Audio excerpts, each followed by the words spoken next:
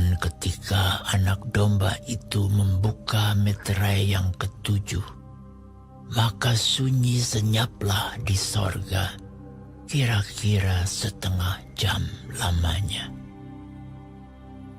Lalu aku melihat ketujuh malaikat yang berdiri di hadapan Allah, dan kepada mereka diberikan 7 sangkakala. Maka datanglah seorang malaikat lain, dan ia pergi berdiri dekat mezbah dengan sebuah pedupaan emas. Dan kepadanya diberikan banyak kemenyan untuk dipersembahkannya bersama-sama dengan doa semua orang kudus di atas mezbah emas di hadapan takhta itu. Maka naiklah asap kemenyan bersama-sama dengan doa orang-orang kudus itu dari tangan malaikat itu ke hadapan Allah.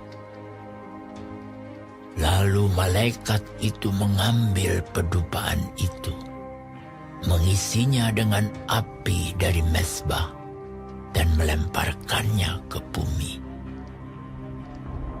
Maka meledaklah bunyi guruh disertai halilintar dan gempa bumi.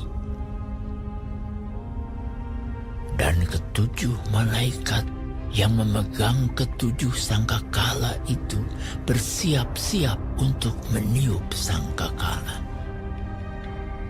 Lalu malaikat yang pertama meniup sangkakalanya, dan terjadilah hujan es dan api bercampur darah, dan semuanya itu dilemparkan ke bumi. Maka terbakarlah 1/3 dari bumi dan 1/3 dari pohon-pohon, dan hanguslah seluruh rumput-rumputan hijau. Lalu malaikat yang kedua meniup sangkakalanya, dan ada sesuatu seperti gunung besar yang menyala-nyala oleh api dilemparkan ke dalam laut.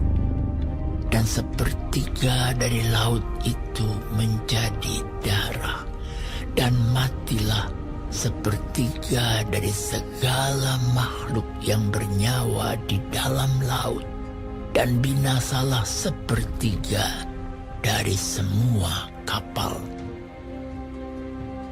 Lalu malaikat yang ketiga meniup sangkakalanya, dan jatuhlah dari langit sebuah bintang besar menyala-nyala seperti obor, dan ia menimpa 1/3 dari sungai-sungai dan mata-mata air. Nama bintang itu ialah Absintus. Dan 1/3 dari semua air menjadi absintus, dan banyak orang mati karena air itu, sebab sudah menjadi pahit. Lalu malaikat yang keempat meniup sangkakalanya, dan terpukullah 1/3 dari matahari, dan 1/3 dari bulan, dan 1/3 dari bintang-bintang, sehingga 1/3 daripadanya menjadi gelap, dan 1/3 dari siang hari tidak terang, dan demikian juga malam hari. Lalu aku melihat, aku mendengar seekor burung nasar terbang di tengah langit dan berkata dengan suara nyaring, "Celaka! Celaka! Celakalah mereka yang diam di atas bumi, oleh karena bunyi sangkakala ketiga malaikat lain yang masih akan meniup sangkakalanya."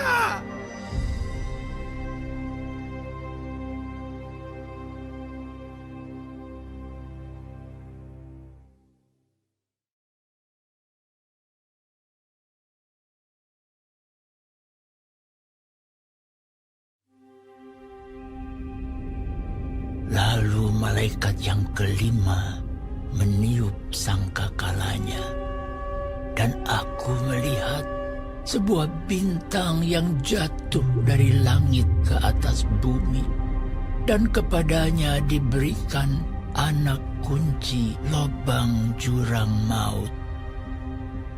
Maka dibukanyalah pintu lobang jurang maut itu. Lalu naiklah asap dari lobang itu, bagaikan asap tanur besar, dan matahari dan angkasa menjadi gelap oleh asap lobang itu. Dan dari asap itu berkeluaranlah belalang-belalang ke atas bumi, dan kepada mereka diberikan kuasa sama seperti kuasa kalajengking-kalajengking di bumi. Dan kepada mereka dipesankan supaya mereka jangan merusakkan rumput-rumput di bumi atau tumbuh-tumbuhan ataupun pohon-pohon, melainkan hanya manusia yang tidak memakai meterai Allah di dahinya.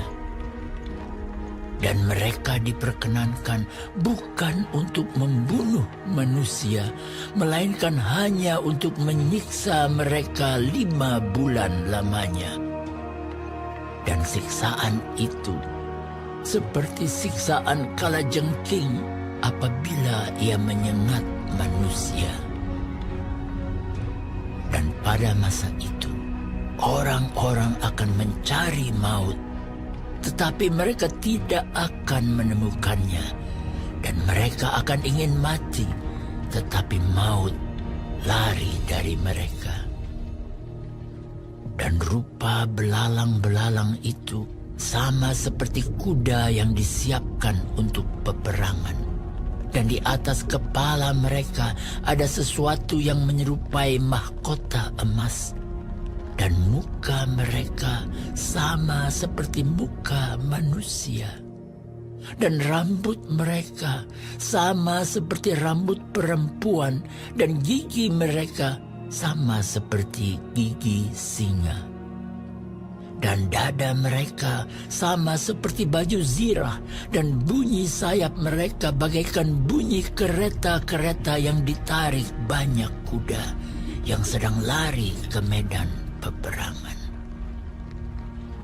Dan ekor mereka sama seperti kalajengking dan ada sengatnya.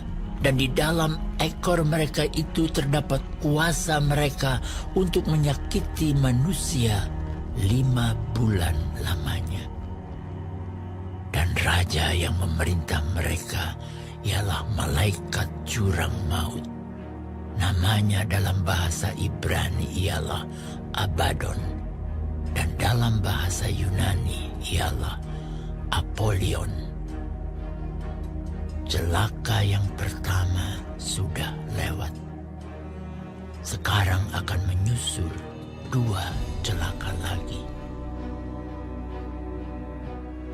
Lalu malaikat yang ke-6 meniup sangkakalanya, dan aku mendengar suatu suara keluar dari ke-4 tanduk mezbah emas yang di hadapan Allah, dan berkata kepada malaikat yang ke-6 yang memegang sangkakala itu, "Lepaskanlah ke-4 malaikat yang terikat dekat sungai besar Efrat itu."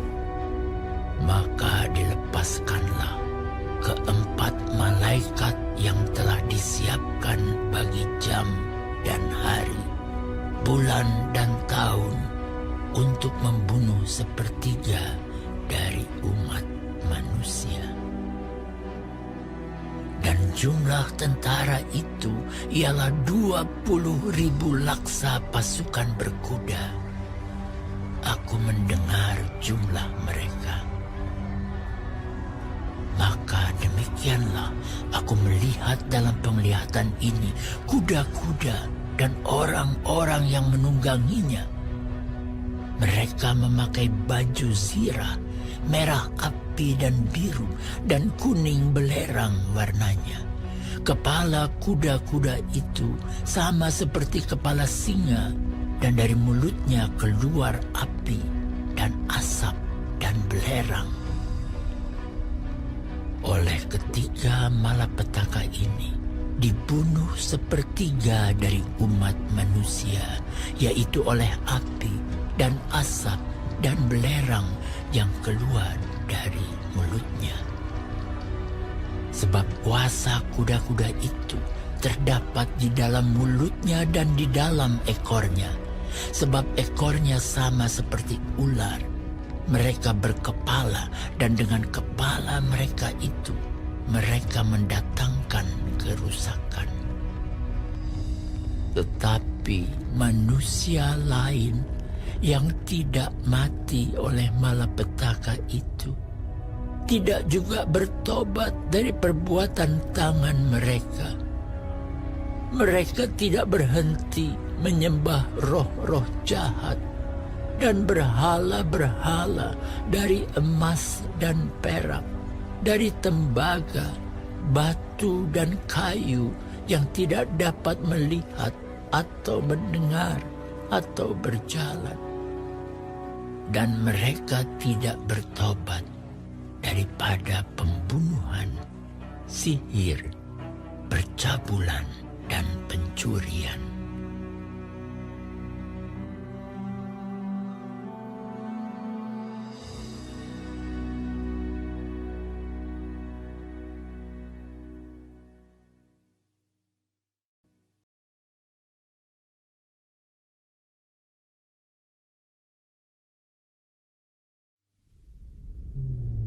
Dan aku melihat seorang malaikat lain yang kuat turun dari sorga, berselubungkan awan, dan pelangi ada di atas kepalanya, dan mukanya sama seperti matahari, dan kakinya bagaikan tiang api.